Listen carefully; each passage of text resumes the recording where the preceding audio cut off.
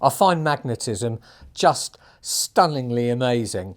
And here we've got a very simple example. We've got some steel balls being pulled towards this very strong magnet, and it means that they are, to a small degree, defying gravity as this invisible force is pulling them towards the magnet. But there's more to magnetism than just this.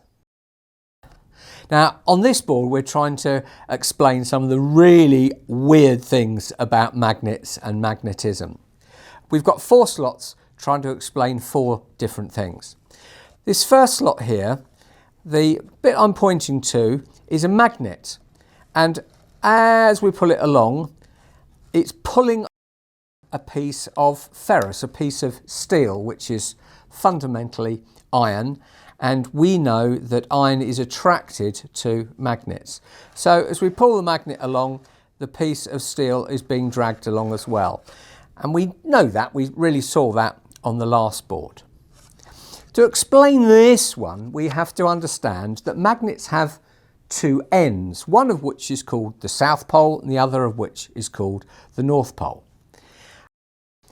A North Pole and a South Pole will, just like these two, attract towards each other. So this one is a North Pole, this one's a South Pole, and the two have connected to each other. And if I separate them, they're snapped together again because there's an attraction between the two of them.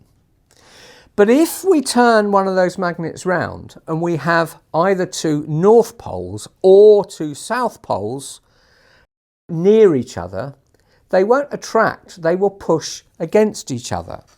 And here I've got 2 South Pole magnets, and you can see that there is a force between them repelling the 2 of them. And we've got the same on this bottom example, but this time I've included more than one magnet, and that increases the force in which they try and reject each other. And we'll find that these 2 actually stay further away from each other than these 2. They really are strange things, magnets.